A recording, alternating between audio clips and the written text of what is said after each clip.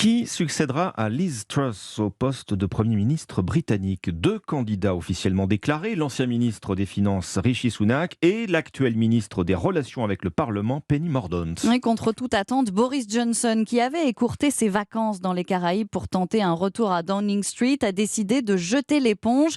Un retrait qui a surpris tout le monde, d'autant plus qu'il affirmait avoir assez de parrainage pour rester dans la course, Anaïs Cordoba. Oui, dans son communiqué, Boris Johnson dit qu'il a réuni 102 soutiens de députés, mais il ajoute qu'il se désiste car il ne pourrait pas gouverner efficacement sans un parti uni au Parlement. Alors avait-il vraiment 102 parrainages? On l'ignore car seulement 59 députés l'avaient soutenu publiquement. Et puis ce retrait est intervenu après deux coups durs. D'abord, le refus de la candidate Penny Mordaunt de se désister pour s'allier avec lui et plusieurs de ses anciens supporters qui se sont finalement rangés derrière Rishi Sunak, son rival, comme le député eurosceptique Steve Baker. J'ai été un grand fan de Boris Johnson, mais là, le style Boris n'est pas adapté à la situation. Par-dessus tout, nous avons besoin de stabilité, de professionnalisme. Nous devons faire avancer ce pays dans un moment de grande difficulté et Rishi est l'homme qu'il nous faut. Il va gouverner d'une manière compétente, professionnelle, qui va inspirer confiance.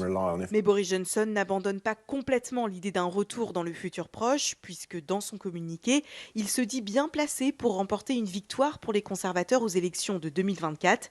En attendant, le grand favori pour entrer à Downing Street est maintenant Rishi Sunak, son ancien ministre des Finances. Anaïs Cordoba, correspondante à Londres d'Europe.